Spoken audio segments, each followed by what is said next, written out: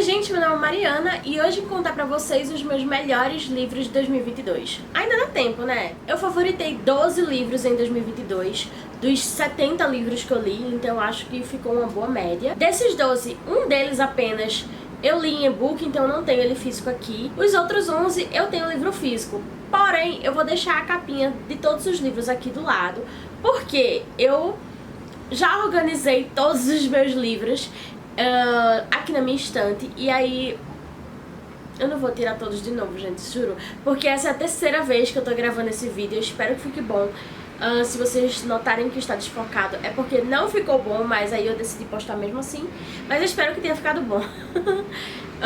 Então, pra não ter todo o trabalho de novo, mais uma vez, de tirar todos os livros e guardar os livros e não ficar bom, e aí ter que tirar todos os livros, enfim, eu vou mostrar só a capa deles aqui, tá? Eu vou mostrar primeiro esse livro que eu disse que eu não tenho ele físico, né? Eu li em e-book e ainda não comprei, mas como ele virou favorito, com certeza eu vou comprar em algum momento, tá? Que é Eu Te Darei o Sol, da Jenny Nelson, que foi publicada aqui há algum tempo pela Novo Conceito.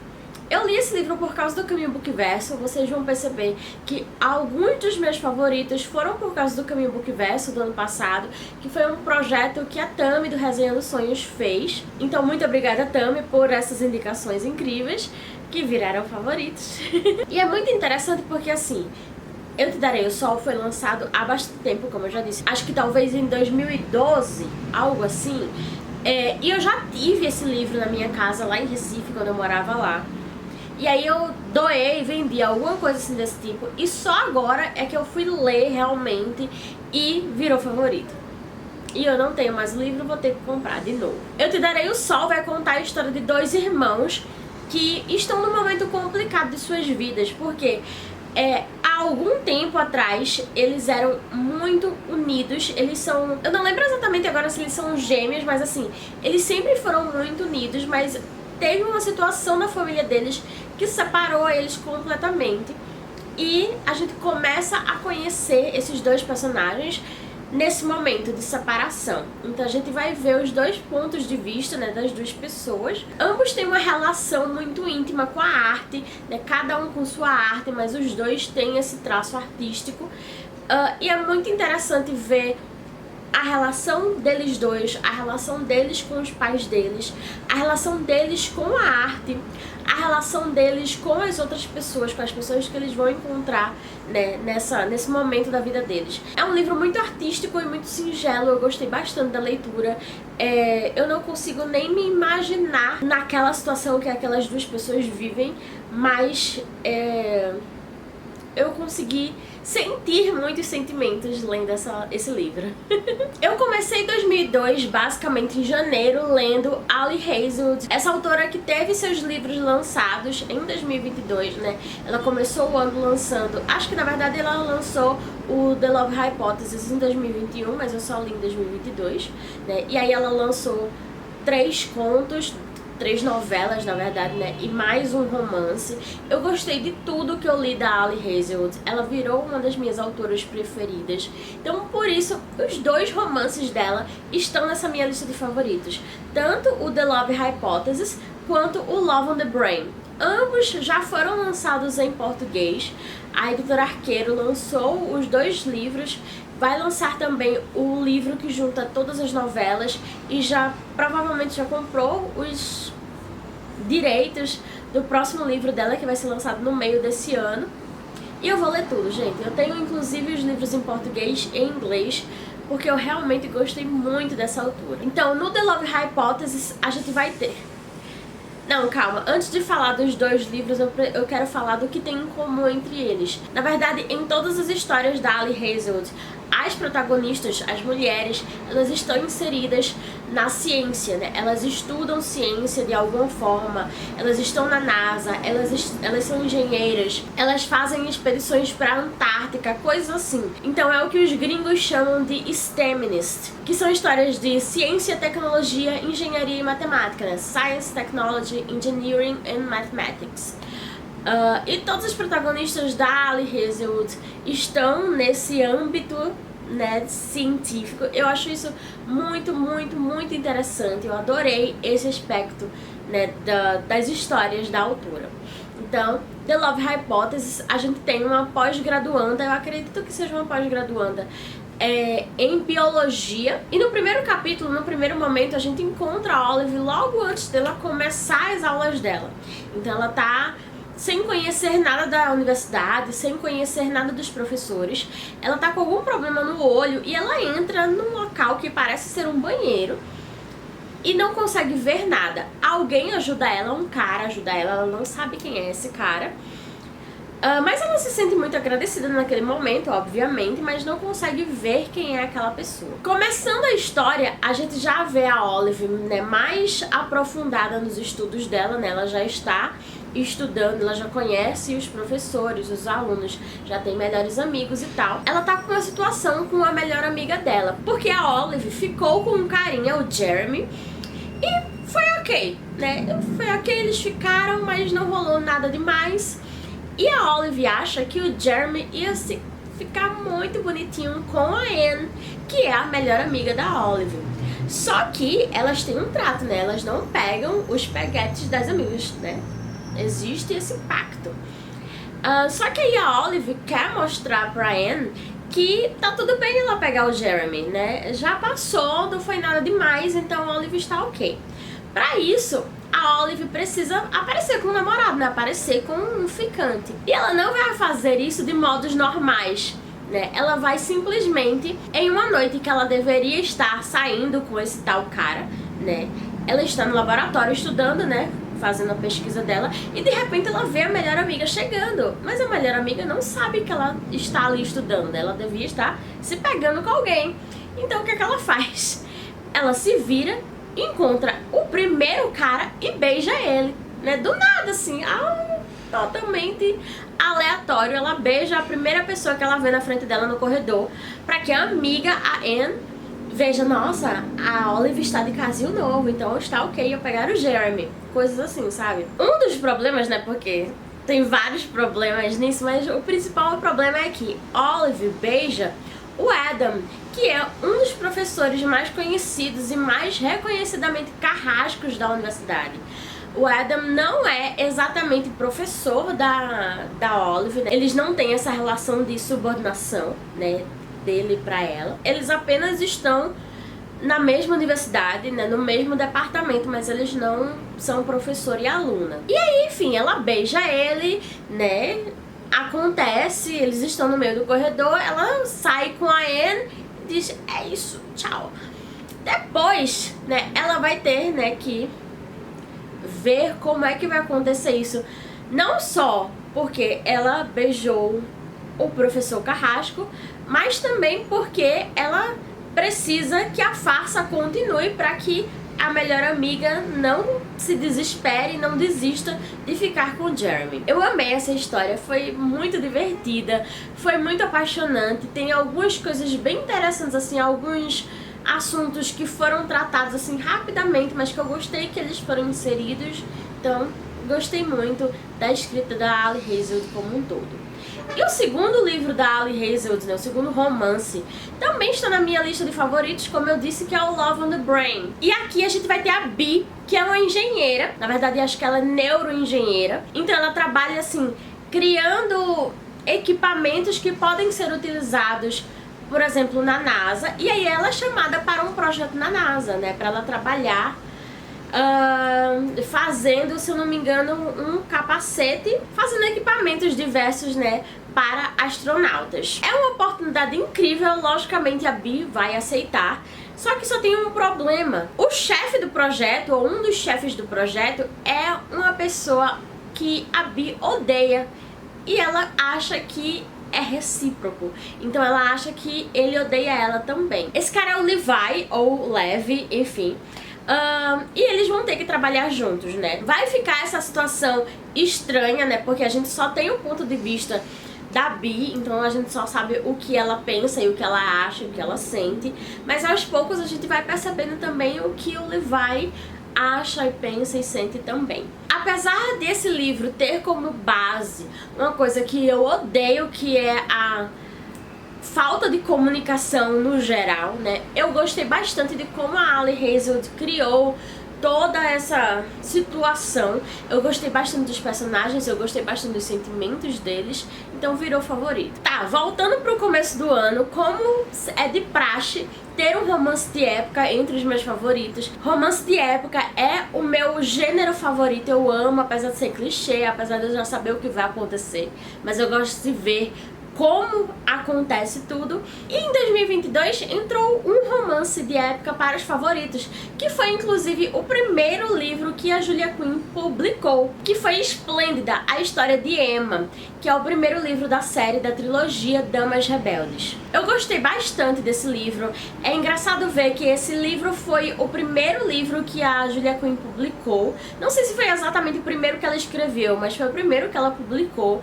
E eu notei, assim, que a escrita dela se manteve basicamente a mesma, sabe? Ela consegue desde sempre desenvolver os personagens, desenvolver o contexto e desenvolver os sentimentos dele de uma forma muito divertida, muito natural, né? Até o ponto em que o romance de época pode ser natural. Então eu gostei bastante.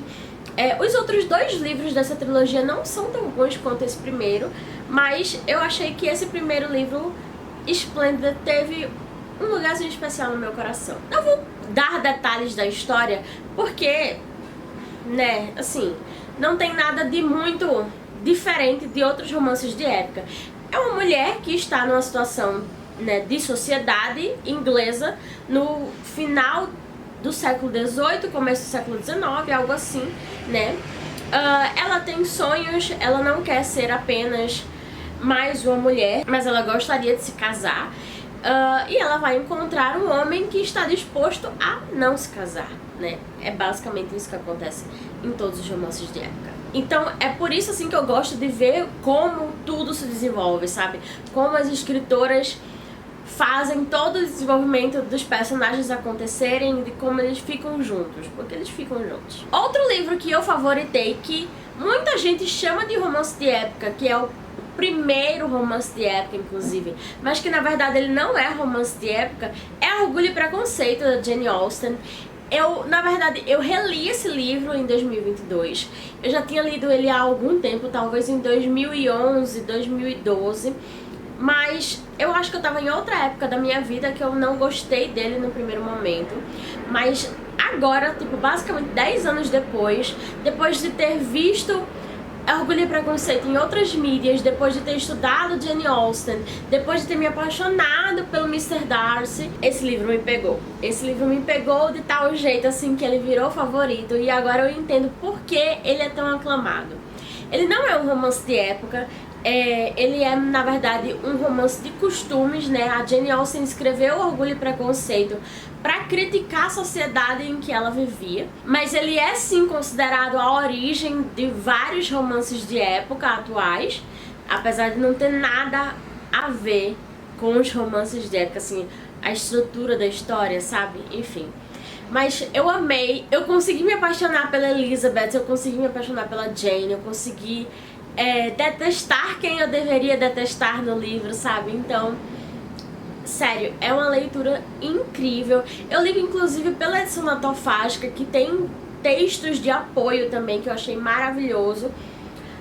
E eu li também, isso foi importante, acredito, na tradução da Carol Chiovato, que foi uma tradução que ficou ali no meio termo, sabe? Ela nem foi moderna demais e nem foi antiga demais, sabe? A narrativa não ficou assim como seria se fosse uma tradução muito ao pé da letra do original, mas ao mesmo tempo também não deixou super moderna, sabe? Outro livro que eu favoritei esse ano é uma autora que eu já favoritei outros livros dela, que é a Octavia Butler, com Semente Originária. Esse é o primeiro livro da série A Padronista que a Morro Branco está lançando. Eles inclusive já lançaram um segundo livro, mas eu ainda não li. E esse primeiro livro eu gostei bastante. É um livro que vai contar a história de dois imortais que primeiramente eles não se conhecem e eles têm meio que, não objetivos opostos exatamente, mas eles têm visões de mundo diferentes, sabe? Então, eles são imortais e essa é a única coisa que é comum a eles, porque eles têm pensamentos sobre a vida e sobre por que eles e sobre o que eles deveriam estar fazendo como imortais totalmente diferentes. A gente vai ter o Doro, que é esse imortal que já viveu milênios e milênios, e ele tem o objetivo de vida de criar o humano perfeito, de criar a criatura perfeita. Então ele tenta fazer, na verdade ele tenta não, ele consegue fazer uma seleção genética, né? Então ele vai pegando os filhos dele e vai... É péssimo isso, mas ele vai pegando os filhos dele para se reproduzir com outras pessoas de grande valia para o Doro, né? No que ele entende que seja, que tenha uma genética perfeita, que tenha poderes especiais, que saiba fazer coisas diferentes. Então, há muito tempo ele tá fazendo isso, tentando chegar numa pessoa geneticamente perfeita. Ele fica um pouco mais perto de alcançar esse objetivo quando ele descobre que a Anya-U existe, que é a outra imortal. Só que a Anya-U, eu acho que assim se fala o nome dela, ela simplesmente tá lá vivendo, sabe? Ela vive as vidas dela, uma de cada vez, né? Porque ela não pode viver sempre no mesmo lugar, porque ela é imortal, né? As pessoas dizem dizer, nossa, você não está envelhecendo e tal. Então, ela já teve várias vidas, várias famílias. Ela não tá interessada em nada genético, né? Ela não tá interessada em, sei lá, melhorar os humanos, sabe? Ela não quer isso, ela só quer viver.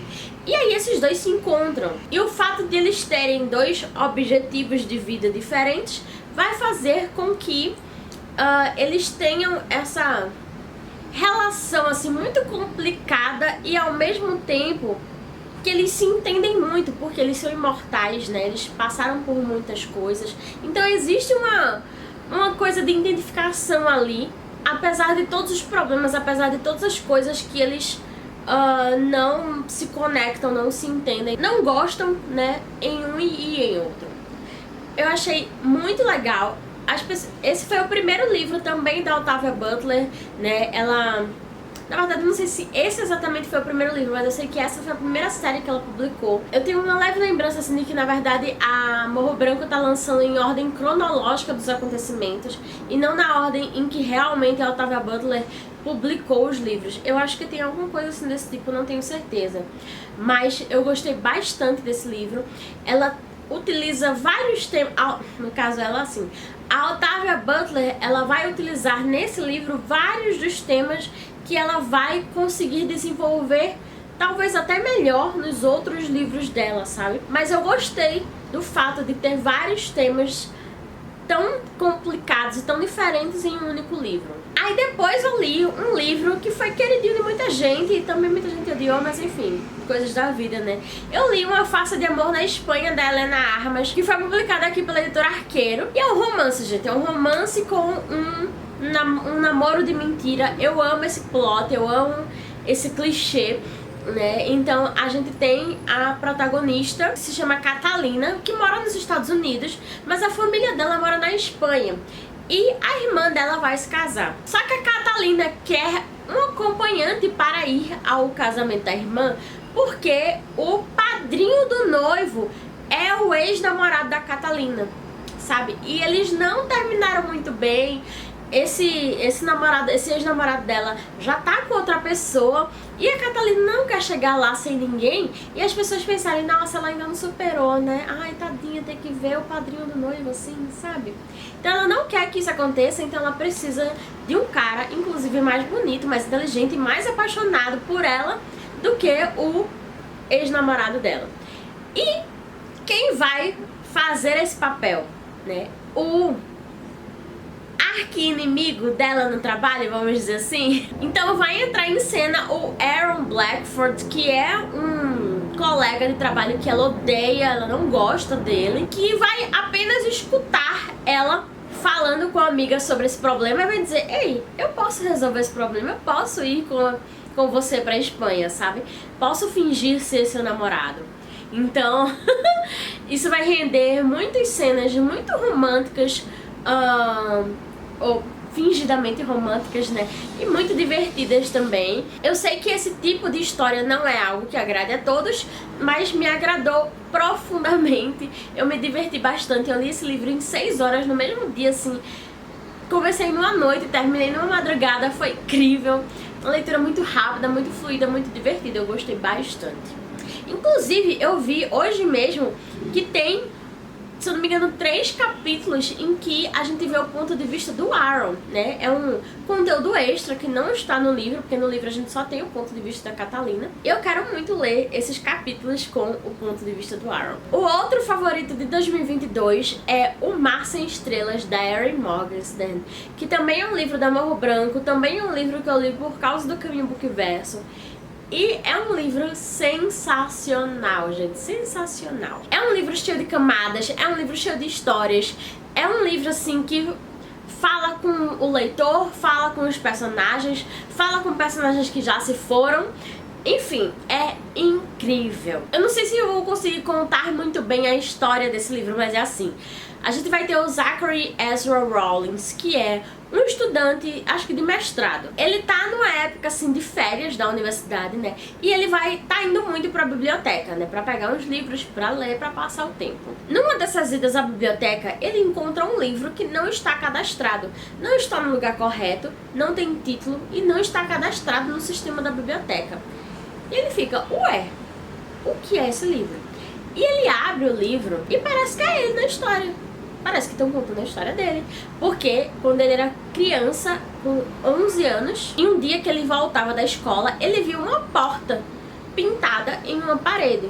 Só que ele teve certeza que ele poderia abrir aquela porta que estava pintada na parede. Ele tinha essa certeza, ele sentia dentro dele que ele poderia abrir aquela porta, mesmo que ela estivesse pintada em uma parede. Só que ele não abriu. Então, aquela história parecia ter se encerrado ali, né? Ele não sabe o que tinha atrás daquela porta. E esse livro que ele pega na universidade, que não tá cadastrado, não tá no lugar errado e tal, conta essa história, mas depois vem outra história. Então ele não sabe o final daquilo, sabe? Então ele começa a pesquisar. Por que aquele livro tá ali? O que é aquele livro, né? Por que tá falando dele, né? Ele precisa pesquisar sobre isso. E por causa dessa pesquisa, ele vai ser levado para um mundo completamente diferente que ele não sabia que existia e que é incrível. É um mundo de histórias. É um mundo em que existe um mar sem estrelas. Sério, é incrível. É incrível. Eu não contei nada desse livro, apenas leiam. Apenas leiam. É maravilhoso.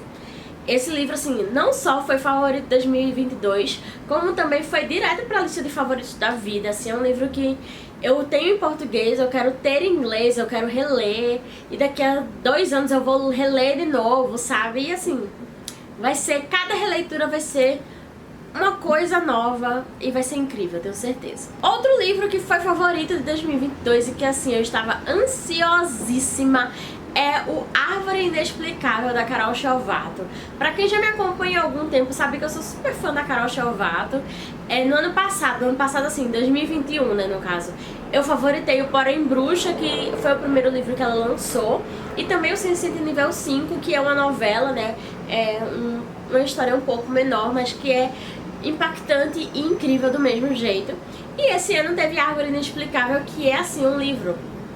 É um livro, gente, como a gente. É um livro que tem magia, mas que também tem muita vida real, sabe? É uma fantasia urbana que tem umas coisas mágicas ali que envolvem aranhas e outros bichos. Mas também vai ter a Diana tendo que sair de Guarulhos e pegar um ônibus e um metrô e outro ônibus pra chegar na universidade e pra trabalhar e pra ficar morta de cansada e pra não ter forças pra sair desse ciclo, né? E aí ela também passa pela pandemia, essa mesma pandemia que a gente passou, mas é de uma forma assim que não dá aquele aperto de ler algo sobre a pandemia, sabe? Mas a gente sente as coisas que ela tá sentindo porque a gente passou por isso, né? E aí pra balancear essa coisa assim, totalmente sem mágica que é o nosso mundo, né? Nossa, que terrível!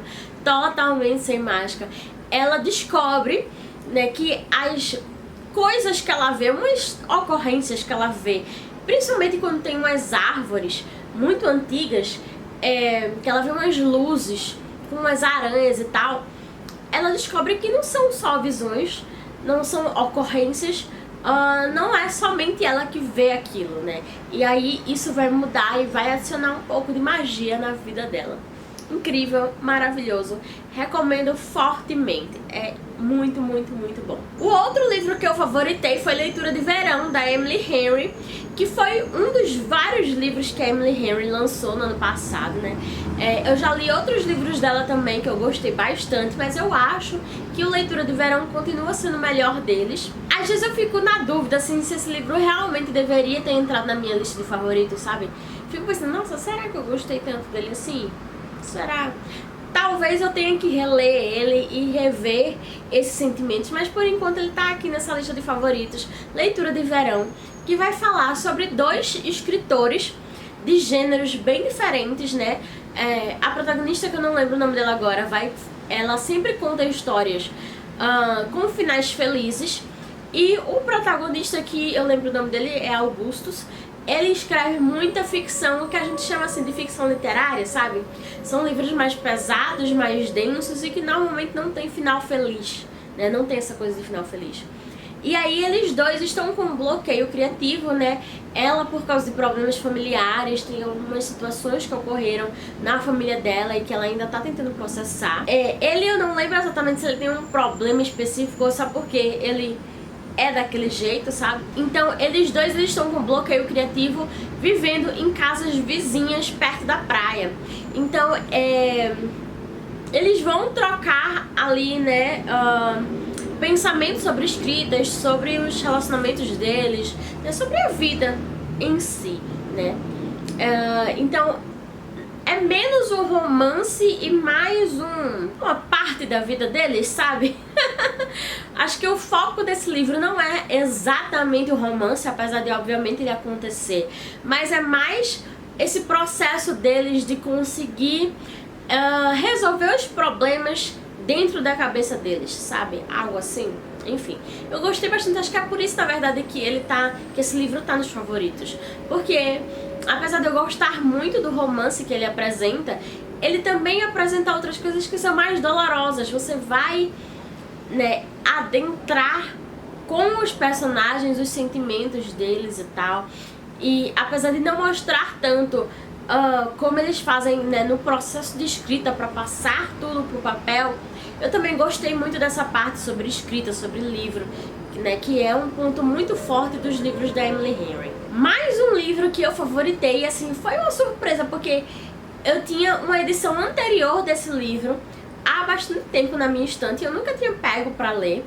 E aí lançaram uma nova versão e eu peguei, tá bom, vou ler. E eu me apaixonei, que foi Os Números do Amor, da Helen Hong. E assim, foi uma leitura totalmente inesperada pra mim. Eu não esperava o tipo de romance que ele traz, sabe? Eu não esperava um livro com cenas hot, realmente não esperava isso. E também não esperava um livro que trouxesse um relacionamento que é desenvolvido aos poucos por causa das diferenças tanto entre os dois personagens quanto de cada personagem, né, com o resto do mundo. Assim, acho que no geral eu gostei de o fato de o relacionamento deles primeiro ser uma coisa casual, né, por causa de certas coisas que a protagonista pensa sobre si e pensa sobre relacionamentos em geral, e depois isso vai se desenvolvendo mais devagar também, né, porque existem alguns problemas que precisam ser solucionados, né, não só do relacionamento em si, como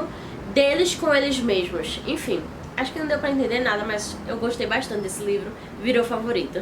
O penúltimo favorito de 2022, na verdade o penúltimo dessa lista, né, acho que ele não foi o penúltimo em ordem de leitura, não. Mas enfim, o penúltimo livro dessa lista de favoritos é O Caminho dos Reis, do Brandon Sanderson, que é o primeiro livro da série Os Relatos da Guerra das Tempestades. Esse foi o meu segundo contato com o Brandon Sanderson, né, em 2022. Eu li também Elantris no começo do mês, eu gostei bastante, mas ele não virou favorito. Mas O Caminho dos Reis virou favorito, eu amei aquele livro. 1241 páginas que são incríveis, sério. São vários pontos de vista, né? Tudo acontece meio que ao redor de uma guerra, né, que tá acontecendo. Alguns personagens estão dentro da guerra exatamente, e outros estão mais longe, mas ainda assim são impactados por essa guerra, né? Estão fazendo coisas para que essa guerra não seja solucionada exatamente, mas que seja entendida melhor. E além de ter, né, 3 pontos de vista principais, a gente vai ter também outros vários pontos de vista secundários que adicionam muito à história e que vão ser melhores desenvolvidos com o passar dos livros da série. Eu achei isso incrível. Eu gosto muito dessa complexidade, né? Não só dos personagens, mas também dos contextos que o autor apresenta. Então esse livro realmente foi incrível pra mim. É uma leitura grande, enorme, mas assim, o autor tem uma narrativa muito fluida, os personagens são muito cativantes nos seus erros e nos seus acertos. Não tem heróis e não tem pessoas que nunca vão morrer, assim, sabe? Então foi um livro, foi uma experiência, assim, que eu vivenciei e eu amei. Eu marquei diversas passagens e eu quero muito ler em inglês pra ver se eu consigo, agora que eu já li uma vez, né, pegar dicas que o autor deixa no começo do livro, que eu não sabia que eram dicas, né? Então eu quero refazer esse caminho que o livro traz, que eu achei incrível, né? Que eu fui entendendo que eram dicas, que eram pequenos pedaços de pão que o autor deixou lá no começo. Então, enfim, eu quero ter essa experiência novamente. Incrível, gente, incrível, maravilhoso. Tô louca pra ler o resto da série e todos os outros livros do autor. E por último, finalmente, o último livro favorito que eu vou apresentar aqui e também o último livro que eu li em 2022 e se tornou favorito é o The Very Secret Society of Irregular Witches, da Sangu Mandana, eu acho que é assim que se chama o nome da autora. Esse livro eu achei assim, ele sublime, sério. Ele tem coisas peculiares, ele vai contar, né, o momento da história de uma bruxa, né, e essa bruxa, ela é...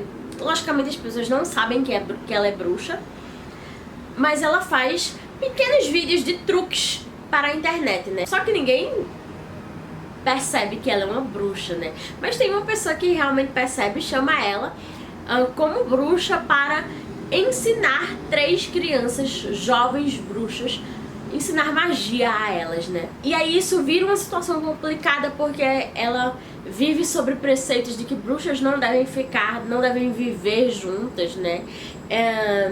E também tem umas coisas muito da criação dela também, né? De que ela nunca se sentiu parte de alguma coisa e tal. Então eu achei esse livro sensacional, eu gostei bastante, eu me diverti, eu me emocionei. A narrativa da autora é muito divertida, é muito rápida também. É muito gostoso de ler esse livro. Não sei se ele vai ser lançado aqui no Brasil, apesar de que ele estava no Goodreads Choice Awards, então talvez ele, né, tenha alguma visibilidade por causa disso, mas eu li em inglês e não vi nada sobre ele aqui no Brasil. Mas se você consegue ler inglês, se você inclusive quer começar a ler inglês, talvez esse seja um bom ponto de partida, porque o inglês dele é bem tranquilo. Bem, esses foram os meus 12 livros favoritos de 2022, os melhores, as melhores leituras que eu fiz no ano inteiro. Eu espero que vocês tenham gostado. Deixa aqui nos comentários quais foram os seus livros favoritos de 2022. Quero pegar algumas dicas, quero ver o que eu já li. Espero que vocês tenham gostado do vídeo e das minhas indicações, do que eu li também, né? Enfim, se você gostou, não esquece de deixar seu like aqui nesse vídeo e de se inscrever no canal se você ainda não é inscrito. Isso é muito importante para o YouTube entender que você gosta do meu conteúdo, para recomendá-lo para mais pessoas e para você mesmo, né? Então é isso, nos vemos no próximo vídeo. Tchau!